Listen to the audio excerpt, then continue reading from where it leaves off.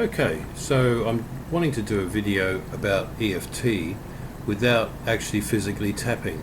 Now, if you want to know what EFT is, there's lots of information on the internet about it. I've done a general information video about it, which is about 10 minutes long. So without going into all that again and boring the people that already know, I refer you to go to have a look at that. EFT's had an amazing success rate in helping people with a whole variety of different problems, so I would recommend it.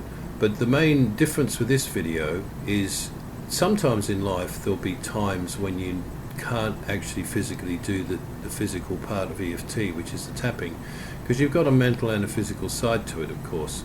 And what you do in that situation is you imagine doing it, and you can actually do that. And the best way to get results on that and know that it actually works for you is to do it in advance. Do it now before you actually have to use it in a situation where you can't physically do it. An example of that would be if you're in an argument with someone, or which unfortunately does happen in life. Or, for example, you might be in the dentist one day and you might be freaking out because you've got a bit of a dental phobia, which is understandable. A lot of people probably would. Even for people that don't have a dental phobia, it's not a really great experience.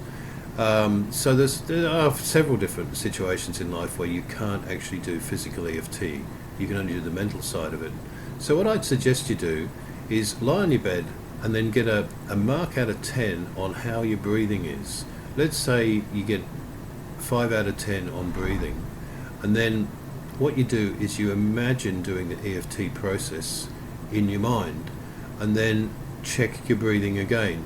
And every time I've done this, it's improved my breathing, and it gives me certainty that this stuff actually works and it's not just my imagination, that it's improving.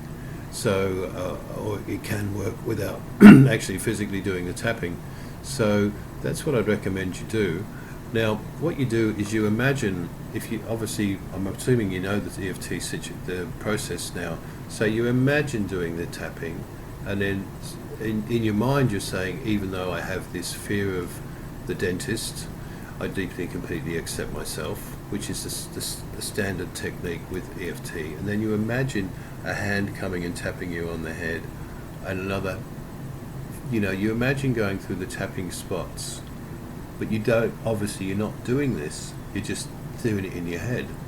And that's what you do. So you basically go to your bed, you lie down, you test your breathing, you see what number it is, and then you imagine doing it. And typically, let's say it's a 5 out of 10, then it will probably go up to possibly maybe a 7 out of 10 with the imagination technique.